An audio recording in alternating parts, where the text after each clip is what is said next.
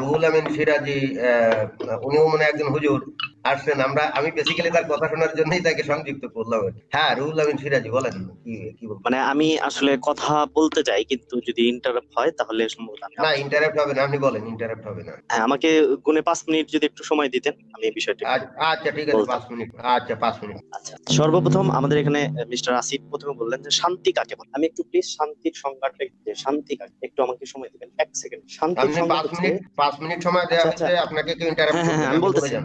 Kaler Kantho 7ই June 2016 চীনে রোজা রাখা নিষিদ্ধ করা হয়েছে, তারাও সহি নাস্তিক। যুগান্তর 8ই মে 2019 3 বছরে 31 মসজিদ ধ্বংস করেছে চীন, তারাও সহি নাস্তিক। এটাই হলো শান্তির সংজ্ঞা। তারপর হচ্ছে স্যাটেলাইট রাশিয়া, পেজ নাম্বার 370। কমিউনিজমের জন্য সোভিয়েত রাশিয়াতে 1929 হতে 1939 খ্রিস্টাব্দের মধ্যে কমপক্ষে 20 লক্ষ মানুষকে কমিউনিস্ট নাস্তিকেরা হত্যা করে।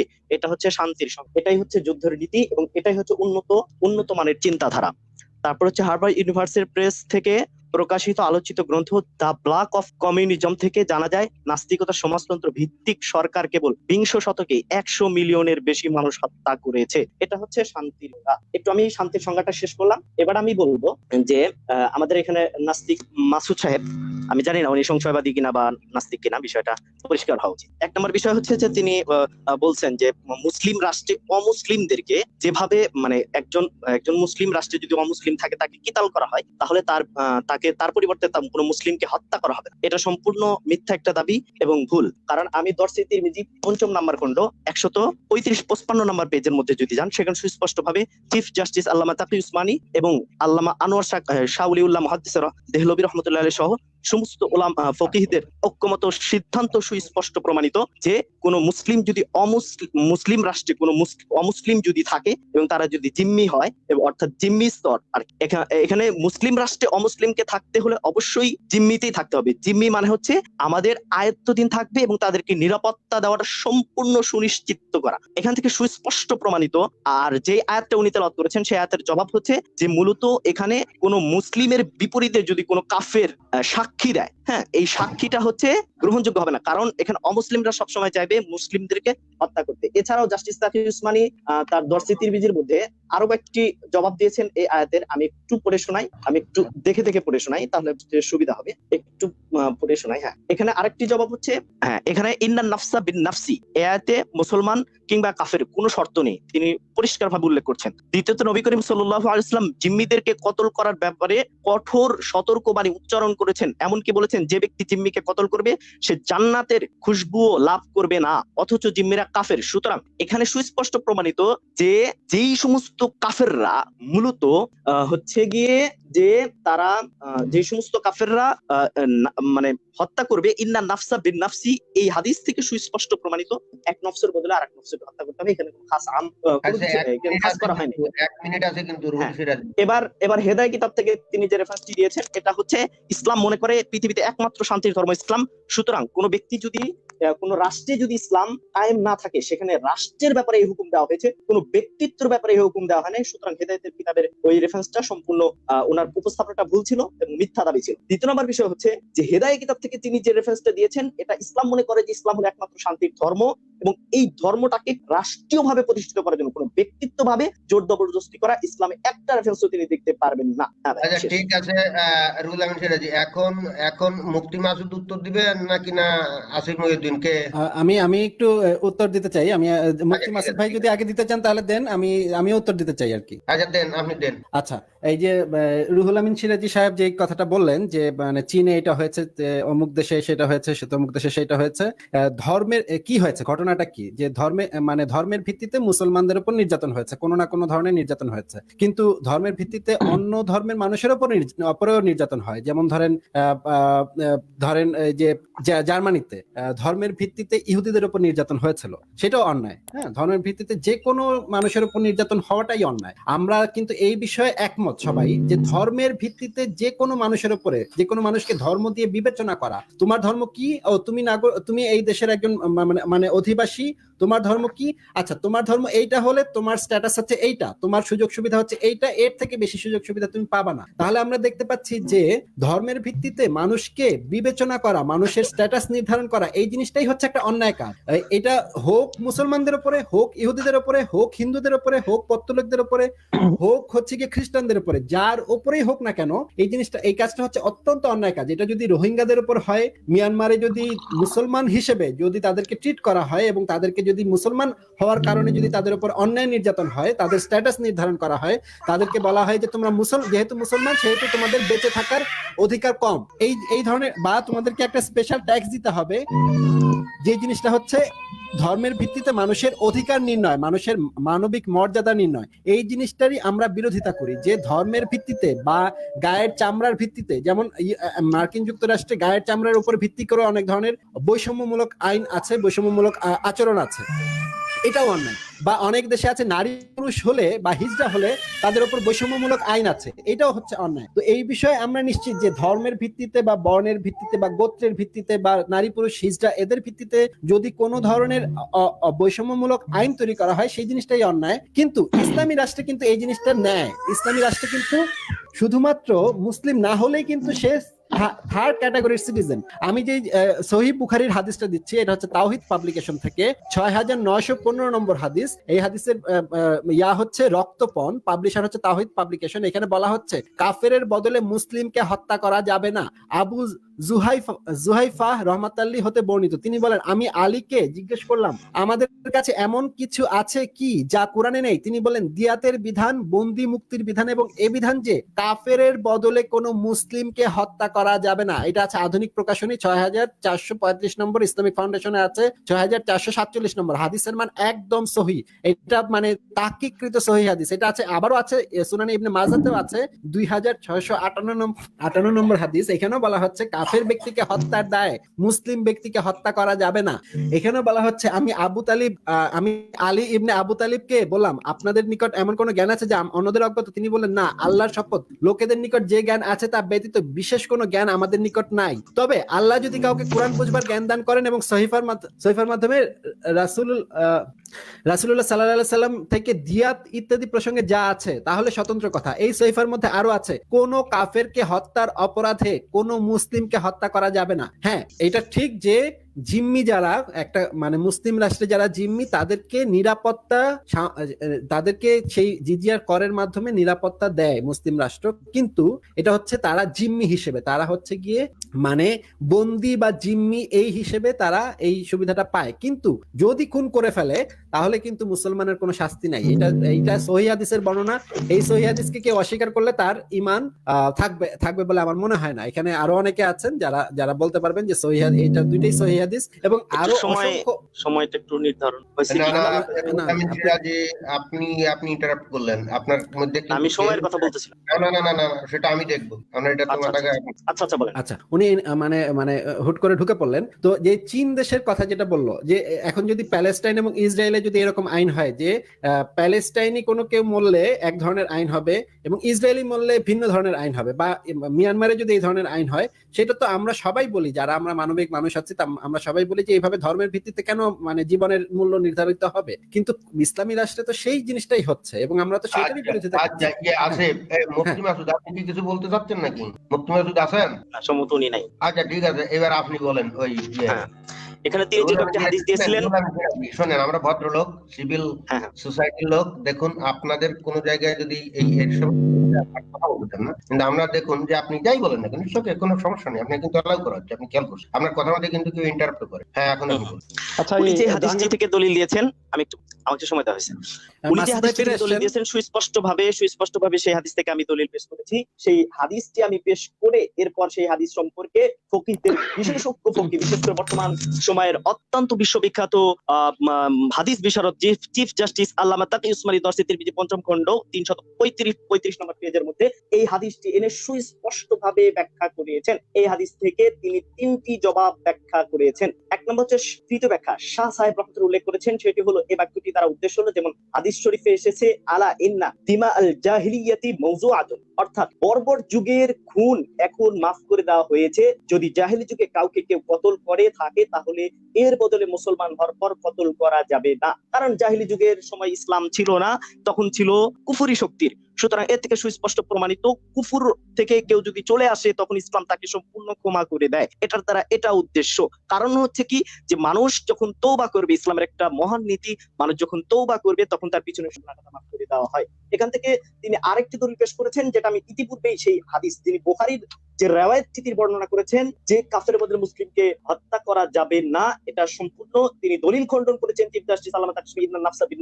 আপনি পেয়ে যাবেন 355 নম্বর পৃষ্ঠার মধ্যে। এখান থেকে সুস্পষ্ট প্রমাণিত ওনার হাদিসটির জবাব ক্লিয়ার। এটা আমি আগেও বলেছি, এখনো বললাম। কিন্তু এটা হচ্ছে গিয়ে তিনি যেরকম বলতেছেন যে চীনে কি হয়েছে না হয়েছে ওটা তো, কিন্তু হচ্ছে গিয়ে তারাও এরকম মুক্ত চিন্তার নাম করে, মুক্ত চিন্তাবাদী নাম করে তারা এই সমস্ত মানুষদেরকে হত্যা করেছে। এখানে কিচ্ছু করার নাই আমাদেরকে। তারাও সাম্প্রদায়িকতা সৃষ্টি করছে, তারাও সহি মুক্ত মনে দাবি করছে। যেরকম ভাবে আমাদের আসিফ মহিউদ্দিন সাহেব লাইভের মাঝখানে বলেছিলেন যে আমরা হচ্ছে গিয়ে কি মুসলিমরা, মুসলিমদের মধ্যে 4 মতবাদ আছে, 5 মতবাদ আছে, কোনটাকে সঠিক বলবো কোনটাকে ভুল বলবো। ঠিক তেমনি আমি বলতে চাই নাস্তিক ধর্মে কতটি মাযহাব রয়েছে, কতটি মতবাদ রয়েছে, এবং তাকে আমরা কিভাবে যাচাই বাছাই করবো। যদি তাকে আমরা বলি যে সে মিথ্যা বলতেছে বা সেই কাজটা ভুল করছে, তাহলে আমরা কি তার মুক্ত চিন্তা আঘাত করি নাই? যদি আপনি মুক্ত চিন্তাকে কোনো সংজ্ঞার আওতাভুক্ত করেন তাহলে সেই শব্দটাকে আমরা মানবো কেন? সেখানে তো আমাদের প্রশ্ন করতে হবে, কারণ হুমায়ুন আজাদ সাহেব তার আমার অবিশ্বাস গর্বিতে বলছে, তো প্রতি ক্ষেত্রে প্রশ্ন করুন। হ্যাঁ, আমরা এখানেও প্রশ্ন করবো, তার আপনার যদি মুক্ত চিন্তার কোনো সংজ্ঞা করেন সেটা আমরা মানতে বাধ্য না, এবং এটা কখনোই মুক্ত চিন্তক মানুষ এবং হুমায়ুন আজাদের ফতোয়ার আলোকে এটা কখনো গ্রহণযোগ্য নয়। এটা হচ্ছে আমার 2 নম্বর দলিল। এবার আসুন, উনি যে কথাটি বলতেছিলেন যে মুসলিম রাষ্ট্রে, আমি প্রথমে বলেছি কোন মুসলিম রাষ্ট্র দিয়ে ইসলাম প্রমাণিত হয় না, বরং ইসলাম দিয়ে ইসলামকে প্রমাণ করতে হবে, কারণ ইসলাম কখনো মুসলিম দিয়ে যাচাই বাছাই হয় না। কিন্তু নাস্তিকতা কিন্তু কোনো ব্যক্তি দিয়ে যাচাই বাছাই হয়, কারণ নাস্তিকতা মানে আসলে ব্যক্তি স্বাধীনতা, কারণ মানুষের মুক্ত চিন্তা এবং চেতনার আলোকে গড়ে ওঠে। ঠিক তেমনি ভাবে মানুষ যা চিন্তা করবে, যা লালন করবে, সেটাই মুক্ত চিন্তা হিসেবে গণ্য হবে। আসুন, আমরা এর থেকে সুস্পষ্ট প্রমাণ পেলাম যে এখানে তারা যে সমস্ত দলিল আদিল্লা পেশ করছে এটা থেকে একটাও প্রমাণিত হয় না। আর আমি যে ফকিহদের রায় দিয়েছি, তারা সমস্ত আয়াত এবং হাদিসকে আমি সেই সমস্ত বিষয়গুলোর উপর রায় সুস্পষ্ট ভাবে প্রমাণ দিয়েছি। ইন্নান নাফসা বিন নাফসি এর থেকে যে কেউ হত্যা করলে। এখন আসেন, উনি যে কথাটা বলছেন যে কাফের কুফরি শক্তি যদি কোনো কাফের মুসলিম রাষ্ট্রে বসবাস করে তাহলে তাকে জিম্মি হয়ে থাকতে হবে। জিম্মির বিষয়টা সুস্পষ্ট, তাকে আমরা সিকিউরিটি দেব, কারণ হচ্ছে তাদের ধারণা হতে পারে মুসলিমরা তাদেরকে মার দিবে বা তাদেরকে হত্যা করবে না। আমরা জিম্মি শব্দটার মধ্যে সুস্পষ্ট জিনিস তারা আমাদের আওতাভুক্ত থাকবে, এমন আওতাভুক্ত যে তাদেরকে সমস্ত জিনিস, তাদের সমস্ত বিষয়ে আমরা সম্পূর্ণ নিরাপত্তা প্রদান করব। এটাই হচ্ছে ইসলামের নীতি। আলহামদুলিল্লাহ সুম্মা আলহামদুলিল্লাহ থেকে প্রমাণিত হয়ে গেল যে আপনার যে হাদিস থেকে দাবি পেশ করেছেন সে দাবিটি সম্পূর্ণ মিথ্যা, ভুল, এবং এর থেকে ফকিহদের রায় ভিন্ন মত ছিল। আপনি যে হাদিস থেকে পেশ করেছেন সেই হাদিসের জবাব আমি 2টা দিয়েছি, আরো আছে জবাব, আবার সামনে সময় পেলে বলা যাবে। হ্যাঁ ভাই, আমার শেষ হয়েছে। আচ্ছা ঠিক আছে, এখন কি চলে গেল নাকি? মুফতি মাসুদ ভাই কি কিছু বলবেন নাকি আমি বলবো? আমি একটু, হ্যাঁ, এখানে কে বলবেন? মুফতি মাসুদ আছেন নাকি? না, আমাকে হ্যাঁ, একটু মুফতি মাসুদকে আসিফ, একটু মুফতি মাসুদ বলুক, কারণ ও তো দুইজনই তো মাদ্রাসা লাইনের লোক, তারা তাদের দুইজনের বাসটা কিন্তু রেফারেন্সটা যে আলবানির তাহকিকৃত সহিহ বুখারী, সহিহ মুসলিম, তিরমিজি, নাসাই শরীফ এবং আহমদে আছে, এটা যে তাহকিকৃত সহিহ হাদিস, এটা তো ভাই বলা দরকার ছিল। আচ্ছা বলেন মুফতি মাসুদ ভাই, বলেন। মাসুদের কি কোনো সমস্যা? আচ্ছা, আমাকে কি শোনা যাচ্ছে এখন? হ্যাঁ, শোনা যাচ্ছে, এখন শোনা যাচ্ছে। আচ্ছা আচ্ছা আচ্ছা, ওকে, ঠিক আছে। আচ্ছা, আমি সিরাজি সাহেবের কাছে জানতে চাচ্ছি, উনি আল্লামা তাকি ওসমানীর যে দরসে তিরমিজি নামক বইয়ের একটা অংশ রেফারেন্স হিসেবে ব্যবহার করলেন, এটা কি হানাফি মাযহাবের ফতোয়া কিনা উনি আমাকে স্পষ্ট করে বলবেন। কারণ হচ্ছে এটা বলার পরে আমি বাংলাদেশের বসুন্ধরা ইসলামিক রিসার্চ সেন্টার বা আরো কোনো জায়গায়, কিংবা মিরপুর 11 নম্বরে মারকাজুল ইসলাম বহুসুল ইসলামিয়া, বা সেখানে আমি ফতোয়া হিসেবে এটা লিখতে পাঠাবো। আপনি যা যা বলেন হুবহু সেই কথাটা সেইভাবে বাক্যটাকে আমি লিখে পাঠাবো। হ্যাঁ, তারপরে আপনার এই সততা প্রমাণিত হবে ইনশাআল্লাহ ইনশাআল্লাহ ইনশাআল্লাহ। হ্যাঁ আচ্ছা, এটা হ্যাঁ, আপনি তাহলে ফতোয়াটা দেবেন আমার আলোচনা শেষ করার পরে। আপনি ফতোয়াটা দেবেন যে একটা কোথায় দেব বলেন? আমার কাছে পৃষ্ঠা নাম্বার সহ একবারে স্ট্রেটলি আমি রেখে দিয়েছি। যদি আপনারা স্ক্রিনে দেখাতে চান কার আইডিতে আমি পাঠিয়ে দেব বলেন, আমি দিয়ে দিচ্ছি। আল্লামা তাকি ওসমানী ডাইরেক্টলি। আচ্ছা, আপনি দাঁড়ান না, আপনি একটু ইন্টারাপ্ট করবেন না, আপনি প্রয়োজনে নোট করে রাখুন আমি যা যা বলি। আপনি প্রথমত এইটা ফতোয়া দেবেন যে এটা হচ্ছে হানাফি মাযহাবের ফতোয়া। আপনি আবার আবার কথা বলেন, আপনি একটু ধৈর্য ধরেন না ভাই। আপনি অমুক হুজুরের ফতোয়া তমুক হুজুরের ফতোয়া সেটা না, হানাফি মাযহাবের ফতোয়া, এটা হানাফি মাযহাবের ফতোয়া কিনা, এক নম্বর কথা। দ্বিতীয় নম্বর ব্যাপার হচ্ছে যে আপনি যদি আজকে আমার লাইভ গুলো শুনে থাকেন, যেখানে যেটা কিছুক্ষণ আগে আমি কথা বলছিলাম, সেখানে আপনি শুনেছেন আমি হেদায়া কিতাব যেটা আপনি পড়েছেন, যেহেতু আপনি কওমি মাদ্রাসায় পড়েছেন, আপনি হানাফি মাযহাবে বিশ্বাস করেন বা হানাফি মাযহাব মেনে চলেন। হানাফি মাযহাবের যে বই আছে হেদায়া কিতাব, হেদায়া কিতাবের 559 আচ্ছা আচ্ছা, মাসুদ, এই রুহুল আমিন সিরাজি, আপনি একটু ক্যামেরাটা অফ করেন, কারণ আপনি না না, যে আমি একটু মুখ ক্যামেরা খুলেই কথা করতেছেন, বলতে চাইছিলাম, আমি আপনি না না ক্যামেরা আপনি খুলেই কথা movement বলতে করতেছেন, চাইছিলাম। এতে আমাদের একটু অস্বস্তি লাগতেছে, কারণ সবাই তো ক্যামেরা অফ, আপনি একটু ক্যামেরাটা অফ না না, আমি একটু ক্যামেরা খুলে রাখতে চাই। না, তাহলে আমি আপনাকে আউট করে দেবো। হ্যাঁ, আমাকে আউট করে দেন। হ্যাঁ, মুফতি মাসুদ বলেন। আচ্ছা, বলছি যে উনি যেটা বললেন সেটা কিন্তু হানাফি মাযহাবের ফতোয়া না। আমি নিজে মুফতি, আমি এটা বলবো ওটা হানাফি মাযহাবের ফতোয়া না, ওটা হচ্ছে উনি ওই কিতাবের দরসে তিরমিজির আংশিকটাকে তুলে ধরেছেন, এবং সেটা হতে পারে তকি ওসমানী যেভাবে বলেছে সেটা উনি বিকৃত করে তুলে ধরেছেন। এবং উনি নিশ্চয়ই আমার বক্তব্য শুনতে পাবেন, আমি ওনার কাছে এই বিষয়ে ফতোয়া চাইছি, এটা হানাফি মাযহাবের ফতোয়া কিনা, প্রথম কথা। দ্বিতীয় ব্যাপার হচ্ছে হেদায়া কিতাবে যেগুলো আছে সে বিষয়গুলো নিয়ে উনি বলেন আমি ভুলভাল বলেছি, কিন্তু কোনটা ভুল বলেছে সেটা কিন্তু উনি বলতে পারলেন না। উনি যদি আবার যুক্ত হন তাহলে মনে হয়, যুক্ত হলে আমাকে এটা যদি বলে যে আমি কোথায় হেদায়া কিতাবের ভুল বলেছি কিছুক্ষণ আগে, সেটা যদি বলে তাহলে ভালো হবে। হ্যাঁ, আমার মনে হয় এবার আসিফ ভাই কিছু বলেন।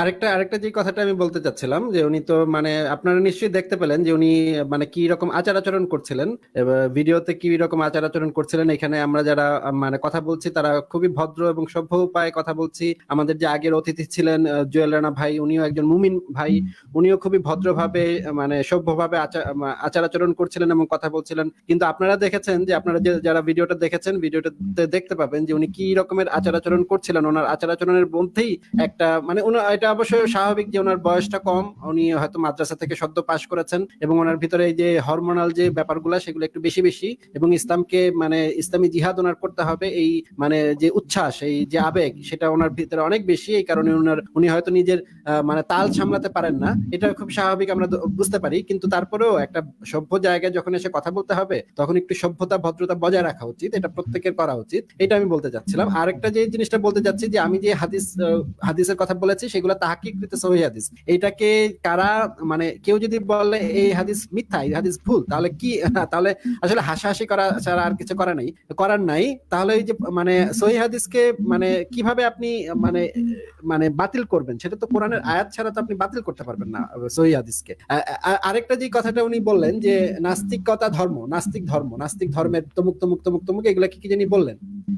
কিন্তু ভাই নাস্তিকতা কিভাবে ধর্ম হয় এই জিনিসটাই তো আমি বুঝলাম না। এই কথাটা ওনারা প্রতিদিন আউড়ে যান যে নাস্তিকতা ধর্ম। ভাই ধর্মের সংজ্ঞাটা কি?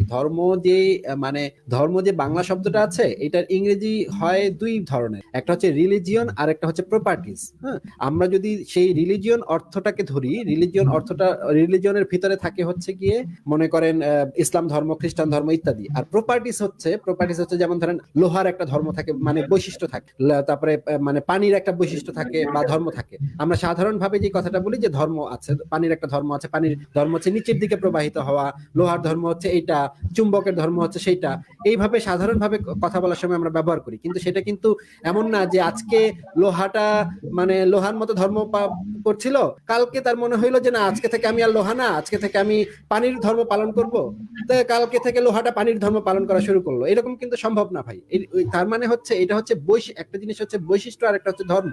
আর নাস্তিকতা কোনো ধর্ম হতে পারে না, কারণ নাস্তিকতার ভিতরে অদৃশ্য বিশ্বাস বা গ্রন্থে বিশ্বাস বা ধরেন অলৌকিক বা পরকালে বিশ্বাস, এই ধরনের কোনো বিশ্বাসই তো নাস্তিকতার ভিতরে এক্সিস্ট করে না। তাহলে তো নাস্তিকতা কোনো ধর্ম হতে পারে না। নাস্তিকবাদ তো কোনো বাই ডেফিনেশন তো নাস্তিকতা কোনো ধর্মের সংজ্ঞার ভিতরেই পড়ে না, কারণ এখানে তো কোনো অলৌকিক বিশ্বাসের কোনো স্থান নাই, এখানে তো গ্রন্থে বিশ্বাসের কোনো স্থান নেই, এখানে তো অবতার বা নবীতে বিশ্বাসের কোনো স্থান নাই। তাহলে ওনার যে প্রাইমারি যে মানে প্রস্তাব, সেই প্রাইমারি প্রস্তাবটাই হচ্ছে ভুল প্রস্তাবের উপর ভিত্তি করে উনি নানা ধরনের কথাবার্তা বলে যাচ্ছেন, কিন্তু কথাবার্তাগুলো আসলে কোনো ফলপ্রসূ হচ্ছে না। হ্যাঁ ভাই, আমার কথা মোটামুটি শেষ। এখানে মদন কুমার কি বলতে চায়? মদন কুমার হাসান কি বলতে? হ্যালো, আমার কথা কি শোনা যাচ্ছে? হ্যালো, হ্যাঁ হ্যাঁ, শুনতে পাচ্ছি। ধন্যবাদ যুক্ত করার জন্য। ভালোবাসি ভাই, মাসুদ ভাই, আজকের ডিবেটটা অসাধারণ একটা ডিবেট ছিল। ধন্যবাদ আপনাদের এই ডিবেটটার জন্য। আমরা ভবিষ্যতে এই ডিবেট গুলো আরো বারবার দেখতে চাই। Coming back to this point, যে এই নাস্তিকতা ধর্ম কি না, এই পয়েন্টে ওনারা একটা কথা বলেন প্রায় সময়, যে কোনো কিছু না করাও, বা মনে করেন যে আসিফ ভাইয়ের লাইভে একবার এসে এই লোকটা এরকম কথা বলেছিলেন যে আপনি আপনার রিলিজিয়াস স্ট্যাটাসে লিখছিলেন এইথিজম বা এথিয়াস্ট লিখেছিলেন। তো আপনি যখন এথিয়াস্ট লিখছেন ওইটাও একটা ধর্ম। বা আপনার বা যখন আপনার মাসুদ ভাইয়ের এখান থেকে মনে হয় একটু নয়েজ হচ্ছে। মাসুদ ভাই, হ্যাঁ হ্যাঁ, আচ্ছা। তো উনি এই সোভিয়েত ইউনিয়নের ইয়ার দিয়েছিলেন যে ওইখানকার রিলিজিয়াস ডক্ট্রিন হচ্ছে কেন এথিইজম। তো এখান থেকে উনি প্রমাণ করতে যাচ্ছেন যে এথিইজম একটা রিলিজিয়ন, বাট এই জিনিসটা একদম বেসিক লেভেলের একটা ভুল জিনিস। এথিইজম বাই ওয়ার্ড, এথিইজম মানে থিইজমকে ছেড়ে দেওয়া, থিইজম বাদ দেওয়া, এথিইজম।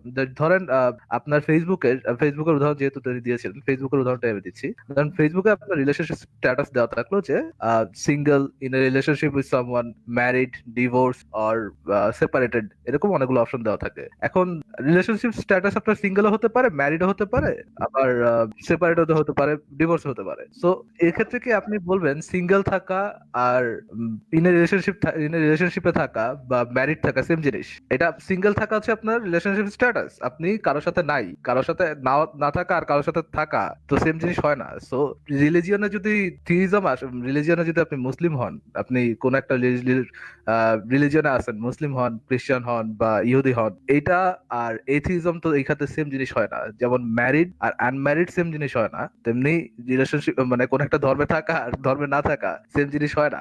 এই সাধারণ যুক্তিগুলা বা এই সাধারণ কথাগুলা যে মানুষকে এখন ভাঙায় বলতে হয়, ইটস এ শেম। আমার মনে হয় এটা এটা কমপ্লিট শেম যে এই মুমিন ভাইদেরকে এটা এখন ভাঙায় ভাঙায় ভাঙায় বলতে হচ্ছে। আরেকটা ওয়ার্ড উনি ইউজ করেছিলেন, আপনারা ধরেছিলেন কথাটা, বাট আমি আরেকটু কথাটা এটা একটু এক্সপ্লেন করি। সেটা হচ্ছে যে উনি বলেছিলেন যে অমুসলিমরা মুসলমানদের জিম্মায় থাকবে। কিন্তু কেন থাকবে?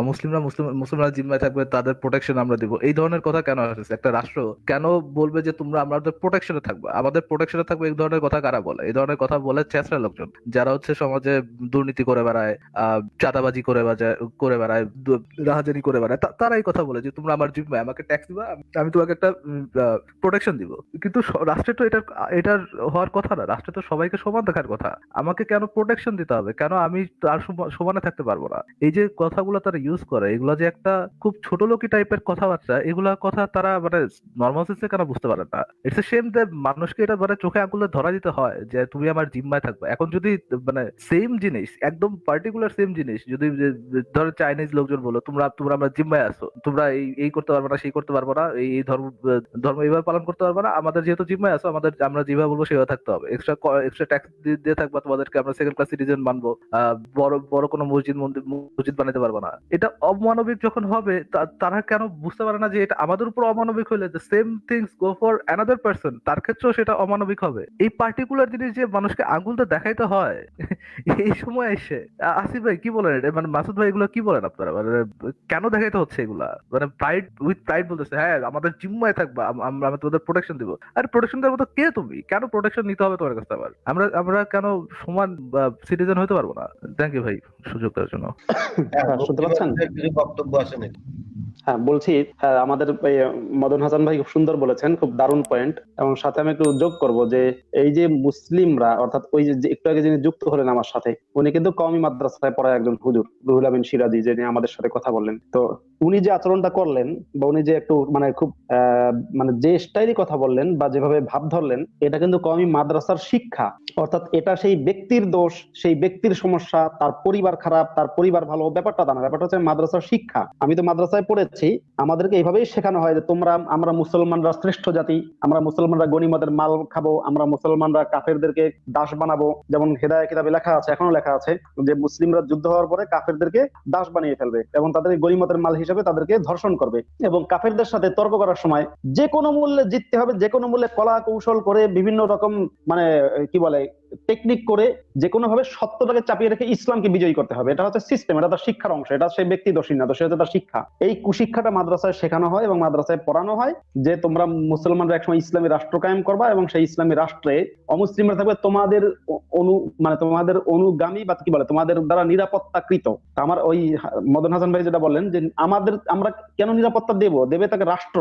একটা রাষ্ট্র মুসলিম অমুসলিম বা ধর্মের ভিত্তিতে না, বর্ণের ভিত্তিতে না, জাতপাতের ভিত্তিতে না, প্রত্যেকটা নাগরিককে সে নিরাপত্তা দেবে রাষ্ট্র, এবং প্রতিটা নাগরিক সেই রাষ্ট্রের মানে এই না যে রাষ্ট্র যেটা বলবে বা সব সরকার যেটা বলবে সেটা মানে সরকারের গোলাম হয়ে গেছে, ব্যাপারটা তা না। কিন্তু রাষ্ট্রের দায়িত্ব প্রতিটা নাগরিকের বাক স্বাধীনতা এবং নিরাপত্তা নিশ্চিত করা। কিন্তু যদি এরকম হয় যে মুসলিমরা বললো আমরা এটা ইসলামী দেশ, আমরা মুসলিমরা আমাদের ভাই তো বলা নিষেধ মুসলিমদেরকে, আমরা মুসলিমরা জিম্মি বা মুসলিম কাফেরদেরকে নিরাপত্তা দেব, এটা কি অপমানজনক ব্যাপার না? কত বড় অপমান, কত বড় অপমান এটা। এই হচ্ছে সৌদি আরবের মোহাম্মদের শিক্ষা। হ্যাঁ, আমার কথা শেষ।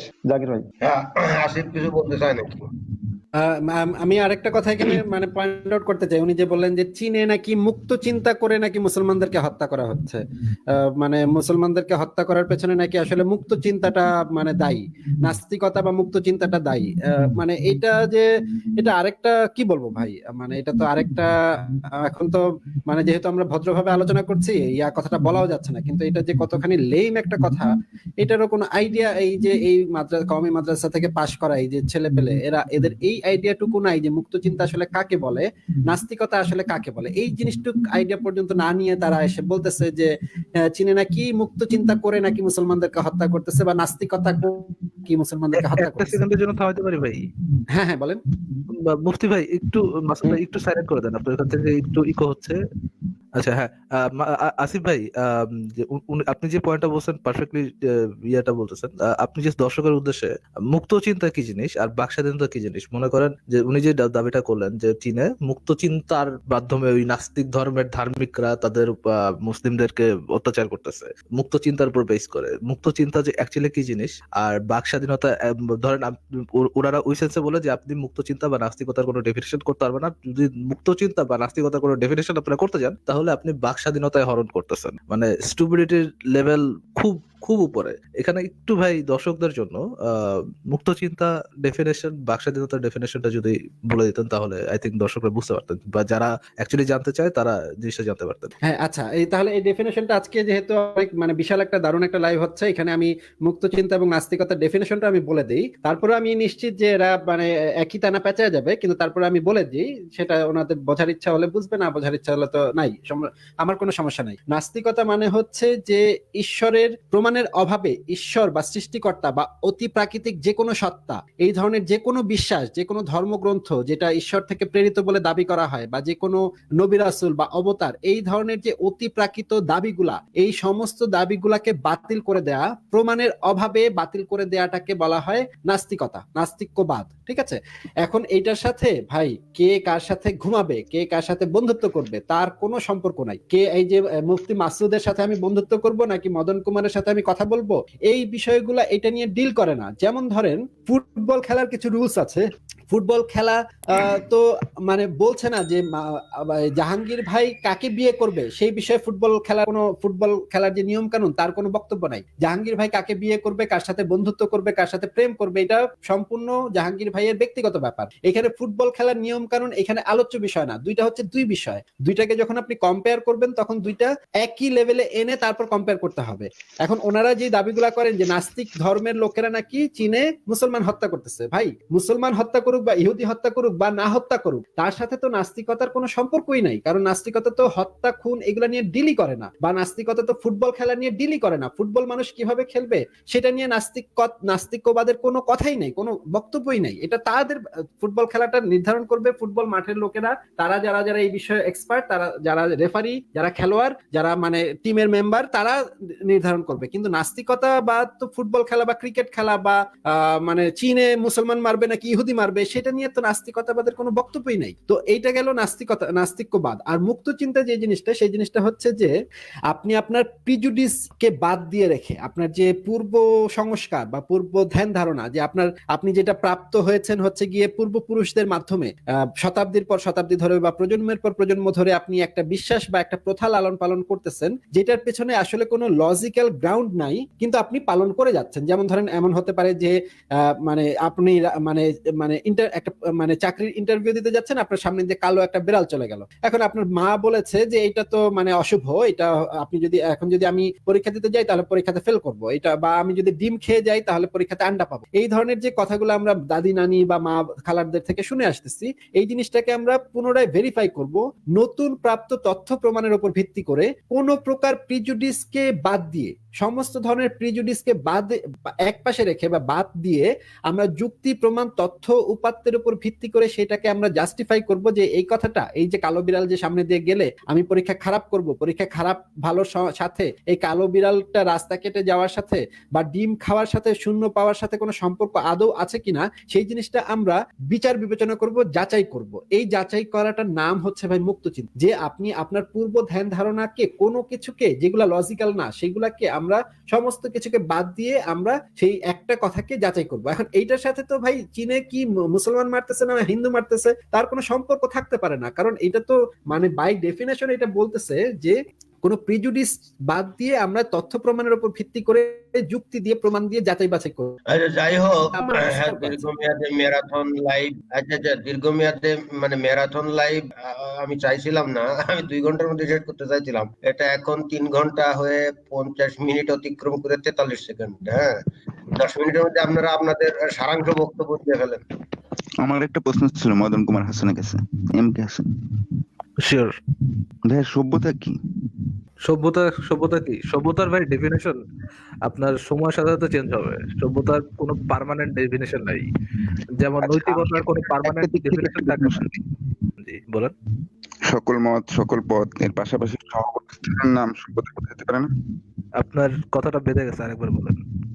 সকল মত এবং পথের পাশাপাশি সহাবস্থানকে কি সভ্যতা বলা যেতে পারে? বলা যেতে পারে। অনেকগুলো ডেফিনেশনের মধ্যে একটা ডেফিনেশন হতে পারে। তাহলে কি একজন মুসলিম এবং একজন নাস্তিক এবং একজন কি পাশাপাশি বসবাস করতে পারে? সভ্য সমাজে বসবাস করতে পারে। তাহলে তো মানে আপনাদের দৃষ্টিতে বা আমার দৃষ্টিতে আমরা মানে ইসলামের অনেক ব্যাপারগুলো আছে যেগুলো আমরা সংশোধনের যে মধ্যে এই ব্যাপারগুলো থেকে মুমিন ভাই একটা সেকেন্ড, মাসুদ ভাই একটু যদি মিউট করে দিতে। থ্যাংক ইউ ভাই। হ্যাঁ বলেন। আমরা কিছু গোঁড়ামি দেখি বা দেখা গেছে প্রত্যেকটা ধর্মের মধ্যেই থাকে আর কি, যেগুলাকে পাশাপাশি নিয়ে অবস্থান করতে গেলে অনেক ক্ষেত্রে একটা বাজে সিচুয়েশন বা একটা এমব্রেস সিচুয়েশন তৈরি হয় আর কি। সেই ক্ষেত্রে আর কি মানে কি করা যেতে পারে? মানে একজন মুসলিম, একজন নাস্তিক, একজন সংশয়বাদী, একজন বুদ্ধিস্ট, একজন হিন্দু, একজন খ্রিস্টান, এরা কি পাশাপাশি ঘর তুলে আসলেই কি থাকতে পারে? এটা কি আসলে কি সম্ভব নাকি এটা আসলে আমরা ভাবতেছি? অবশ্যই থাকতে পারে, আনলেস ধরেন শুধুমাত্র যদি তার ধর্ম বিশ্বাস তার নিজের কাছে সীমাবদ্ধ থাকে। আপনি মুমিন এবং মদন কুমার নতুন কোন সাবজেক্ট ম্যাটার নিয়ে আলাপের দরকার নাই, যে আলাপ হিসাবে শেষ করে দেন, কারণ আর 7 মিনিট আছে। আমি কি একটু কথা বলবো মুমিন ভাই? মানে নতুন কোন সাবজেক্ট উত্থাপনের দরকার নাই। হ্যাঁ, আমি এটাই আমার শেষ কথা আর কি, তারপরে আপনি অন্য কাউকে বলার পরে শেষ করে দিলে ভালো হবে। আচ্ছা, বলছি সভ্যতা হচ্ছে একটা হচ্ছে ডিকশনারিতে লেখা, বা মনে করেন যে সভ্যতার বিভিন্ন সংজ্ঞা বিভিন্ন মানুষ দিয়েছে, কিন্তু আমার স্বাভাবিকভাবে আমি যেটা মনে করি যে আমরা যেরকম বলি মিশরীয় সভ্যতা, চৈনিক সভ্যতা, সিন্ধু সভ্যতা, অর্থাৎ এক একটা সময়ে এক একটা জাতি বা এক একটা অঞ্চলের মানুষ যে পরিবর্তনের মাধ্যমে ক্রমশ তারা সামনের দিকে এগিয়ে যায় বা কোনো কিছুকে গ্রহণ করে বা কোনো কিছুকে বর্জন করে, বা যে নীতি নৈতিকতা রিচুয়ালস গুলো ফলো করে চলে, সেটাকে আমরা সভ্যতা বলি। এবার সভ্যতা ভালো হতে পারে, খারাপও হতে পারে। এটা আমার আর কি, আমি এটা বলছি না যেটা আমি একবার খুব দার্শনিক টাইপের কথা বলছি। এবার ইসলামের যে সভ্যতা, ইসলামিক সভ্যতা আর অন্যান্য সভ্যতার মধ্যে পার্থক্য আছে। একটা হচ্ছে সাধারণ সভ্যতা, যদি আমরা সভ্যতাকে ভদ্রতার কাতারে ধরি, যেমন অনেকে বলে না সভ্য ভদ্রলোক বা সভ্যতা ভদ্রতা, সেই কাতারে ধরি। ইসলামিক সভ্যতাটা কিন্তু একটু আলাদা। ইসলামিক সভ্যতা হচ্ছে ইসলাম কখনো সহাবস্থানে বিশ্বাস করে না। অর্থাৎ দেখা গেল আপনি বললেন যে ঠিক আছে তোমরা আস্তিক নাস্তিক হিন্দু বৌদ্ধ খ্রিস্টান মুসলিম সবাই মিলেমিশে থাকো। অন্যান্য ধর্মগুলো যেমন হিন্দুত্ববাদ, সেখানে জাতপাত নিয়ে ঝামেলা করবে, অন্যান্য ধর্ম কিছুটা ঝামেলা করবে। আর ইসলাম কোনোভাবেই সহাবস্থানকে স্বীকার করবে না। ইসলাম বলবে তুমি ইসলাম ধর্ম মানো না, তুমি ইসলামকে ফলো করো না, মানেই হচ্ছে তুমি আমাকে কষ্ট দিচ্ছ এবং তুমি আমার বিরুদ্ধে যুদ্ধ ঘোষণা করেছো এবং তুমি আমার শত্রু, তোমার সাথে বন্ধুত্ব করা যাবে না। তোমার বাড়ি ঘর বা তোমার শহর চতুর্পাশ দিয়ে তরবারি দিয়ে ঘেরাও করে তারপরে সেখানে তোমাকে ইসলামের দাওয়াত দেয়া, এটা আমার নৈতিক দায়িত্ব। যদি এটা আমি না করি তাহলে আমি আল্লাহর কাছে অসভ্য সভ্যতা অসভ্য বলে পরিগণিত হব এবং আল্লাহর কাছে কি জবাব দেবো, আমি তো দুজখে যাব। তখন ইসলামের সভ্যতা হচ্ছে এটা যে সে আপনাকে তরবারি দেখাবে, আপনাকে ইসলাম গ্রহণ করতে বলবে, নয়তো আপনি জিজিয়া দিতে বলবে, এরপর আপনি জিম্মি হয়ে যাবেন, নয়তো আপনি তার সাথে যুদ্ধ করবেন। সময় আছে, লাইফটা শেষ হয়ে যাবে। তাহলে আপনি বলতে চাচ্ছেন লজিক্যালি অবস্থান সম্ভব, কিন্তু প্র্যাকটিক্যালি আসলে সম্ভব না। না, সম্ভব না। মুসলিম মানে ইসলামে বিশ্বাসী একজন আমি ব্যক্তির আপনার কাছে সম্পূর্ণ একমত, শতভাগ একমত আমি আপনার সাথে। এটা লজিক্যালি সম্ভব, ল্যাবে সম্ভব, কিন্তু প্র্যাকটিক্যালি সম্ভব না আর কি। হ্যাঁ, সম্ভব না। আমার কথা শেষ, আজকের আমি এখানেই শেষ করলাম। এবার অন্যরা বলুন। আমি আজকে এইরকম একটা লাইভে থাকতে পেরে খুব ভালো লাগছে এবং সবাইকে ধন্যবাদ দিয়ে আমি শেষ করছি। হ্যাঁ, মদন কুমার হাসান ভাই বলেনি, 4 মিনিট আমরা শুনি ভাই। না না না, আসিফ ভাই বলেন। আমার কথা আমি বেসিক লেভেলে বলতাম, মাসুদ ভাই ডিপলি বলে দিয়েছেন। আমার উত্তরটা ডিফারেন্ট টাইপের হতো, বাট হ্যাঁ আমি লাস্টে এটাই বলতাম, বাট যদি আপনি মুমিন হন বা কোনো ধর্মের প্রতি গোড়া হন, দেন আপনি থাকতে পারবেন না, মানে একসাথে থাকতে পারবেন না। আমার লাস্টের উত্তরটা এদিকে ছিল, বাট মাসুদ ভাই ডিটেল আলোচনা করছেন, থ্যাংক ইউ ফর দ্যাট। আর অন্য কেউ যদি তাহলে কি এখানে আমি মদন ভাই এখানে আমরা এখানে আমি একটু বলতে চাই যে বলেন। সেই রাষ্ট্রটা যদি সেকুলার রাষ্ট্র হয় এবং ধর্মটা যদি প্রাইভেট করে দেওয়া হয়, যে রাষ্ট্র যদি বলে যে তুমি তোমার ধর্ম শুধুমাত্র ব্যক্তিগত জীবনে পালন করতে পারবা, বাইরে ঘরের বাইরে তোমার ধর্ম তুমি পালন করতে পারবা না, তোমার ধর্মের নিয়ম কানুন তুমি তোমার 4 দেয়ালের মাঝখানে সীমাবদ্ধ রাখবা, এইটুক যদি বলে দেয় রাষ্ট্র, সেই রাষ্ট্রে যেমন ধরেন একটা ইউরোপিয়ান সোসাইটি, স্ক্যান্ডিনেভিয়ান দেশ, এই সমস্ত দেশে আপনি আপনার ঘরের 4 দেয়ালের মধ্যে কি করতেছেন, সিজদা করতেছেন নাকি মানে কান্নাকাটি করতেছেন আল্লাহর কাছে, তা দিয়ে ভাই রাষ্ট্রের কিচ্ছু যাবে আসবে না। এই রকম জায়গায় আপনি একজন নাস্তিকের সাথে, একজন ইহুদির সাথে, একজন মুমিন সবাই সহাবস্থান করতে পারবে, কোনো সমস্যা হবে আমি না। আপনার কথা বুঝতে পারছি, কিন্তু কিন্তু যেই সমানুপাতিক হারে ধর্মটা যদি দেন হচ্ছে তাহলে কিন্তু সমস্যা হয়ে যাবে। প্রাইভেট জায়গাটা থেকে বের হয়ে যাবে, সেই হচ্ছে সমস্যা। তবে সমানুপাতিক হারে দিলেও সমস্যা হয়ে যাবে, মানে 5 জন মুসলমান, 5 জন হিন্দু।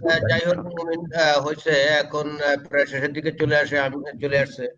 আমি মোটামুটি সমাপনী 2-4 কথা বলে আজকে লাইভ এখানে শেষ করতে চাই। সেটা হলো এই অনলাইন জগতে মোটামুটি যারা খুব ভালো সেলিব্রিটি, আমাদের এই আসিফ মহিউদ্দিন, তারপরে মুফতি মাসুদ, তারপরে হালকা টাইপের এই মদন কুমার, বড় না আর কি, হালকা হালকা তারা আজকে এই লাইভে অংশগ্রহণ করলো এবং খুবই ভালো লাগলো যে মুফতি মাসুদ এবং আমাদের একজন অত্যন্ত স্বনামধন্য না, উনি তো নতুনই, তো উনি যে সাহস করে আসছিলেন গত যে প্রায় সপ্তাহখানেক আগে উনি যখন আসছিলেন এবং যেভাবে উনি বিতর্ক করবেন বলে যে ভাবভঙ্গি দেখিয়েছিলেন, আজকে প্রথম দিকে সেটাই ছিল, কিন্তু একটা লেভেলে এসে উনি একটু এক্সাইটেড হয়ে গেছিলেন। এটার থেকে বোঝা যায় যে উনি নার্ভাস হয়ে গেছিলেন। তো যাই হোক, সেটা কোনো বিষয় না, অভিজ্ঞতা থাকলে আসলে ওটা হওয়ার কথা না। আস্তে আস্তে উনিও বিতর্ক কিভাবে করতে হয়, কি কায়দায় করতে হয়, উনি অভিজ্ঞ হবেন এবং আমরা আরো এই ধরনের মানুষকে আমন্ত্রণ জানিয়ে আমাদের এই ধরনের বিতর্ক অথবা আলোচনা আমরা সমৃদ্ধশালী করব। কারণ এখন সিভিলাইজড ওয়েতে কথা বলা ছাড়া ওই চাপাতি টাপাতি দিয়ে এখন আর কোনো কাজ হবে না। এগুলো যত ব্যবহার হবে তত আমরা অসভ্য জাতি হিসেবে গোটা বিশ্বের কাছে পরিচিত হব, অলরেডি পরিচিত হয়ে গেছি। সেখান থেকে আমাদের সরে আসতে গেলে আমাদের এই সিভিলাইজ এই যে ডিসকাশন, এটাকে আমাদের অনুসরণ করতে হবে। তো যাই হোক, সবাই আপনারা দীর্ঘক্ষণ ধরে একেবারে একবার তো দেখলাম যে 500-র উপরে দর্শক হয়ে গেছিল, এখনো দেখি মানুষ কথা শোনার জন্য এখনো 350 লোক বসে আছে। তো আপনারা যারা অনেকক্ষণ ধৈর্য ধারণ করে আমাদের এই বক্তব্য শুনলেন, 2 জন বক্তার অত্যন্ত গুরুত্বপূর্ণ রেফারেন্স সমৃদ্ধ বক্তব্য আপনারা শ্রবণ করলেন, আপনারাই বিচার করবেন যে কি ঠিক কথা বলছে আর কে ঠিক কথা বলেনি, কার কথা যৌক্তিক এবং কার কথা অযৌক্তিক, এটা আপনারা সিদ্ধান্ত নেবেন এবং সেই মতো আপনারাও আলোকিত হবেন, আপনাদের অন্তর আলোয় উদ্ভাসিত হবে। আমাদের জাতি ভবিষ্যতে একটা নতুন দিগন্তের মধ্যে প্রবেশ করবে। আমরাও যে সমস্ত দেশে আমরা যাওয়ার জন্য জানবাজি করে আমরা নদী, খাল, সাগর ও মরুভূমি পাড়ি দিয়ে যেতে চাই, আমরা এই সমস্ত দেশে আমরা যেতে চাই না। আমরা আমাদের দেশের মানুষগুলোকে আলোয় আলোকিত করে একটা উন্নত সমাজ আমরা গঠন করতে চাই এবং এই লক্ষ্য নিয়েই বস্তুত যারা মুক্তমনা নাস্তিক আস্তিক সবাই আলাপ আলোচনা করে, আমাদের অন্য কোনো উদ্দেশ্য কিন্তু কিছু নাই। তো আপনাদের সবাইকে আবারও আমি ধন্যবাদ এবং কৃতজ্ঞতা জানাচ্ছি, আপনারা দীর্ঘক্ষণ ধরে ছিলেন এবং ভবিষ্যতে আবারও এই ধরনের বিতর্ক হলে আপনারা থাকবেন। বিশেষ করে আমি যখন স্ট্যাটাসটা দিয়েছিলাম যে বিতর্ক হবে, তখন বহু মানুষ অন্যান্য যত স্ট্যাটাসে দেওয়া হোক অত লাইকও পড়ে না, কমেন্টও পড়ে না, কিন্তু ওইটাতে পড়ছিল রেকর্ড সংখ্যক। তো এর থেকে বোঝা গেছিল যে মানুষের উৎসাহ উদ্দীপনা মারাত্মক। আমরা বাইরে থেকে যতই দেখি যে হয়তো কোনো পরিবর্তন হচ্ছে না, কিন্তু ভিতরে ভিতরে যে মানুষের মধ্যে পরিবর্তন হচ্ছে সেটা বোঝা যায়। তো সময় শেষ, সবাইকে ধন্যবাদ জানিয়ে আজকের লাইভ প্রোগ্রাম আমি এখানে সমাপ্ত করলাম। সবাই ভালো থাকবেন।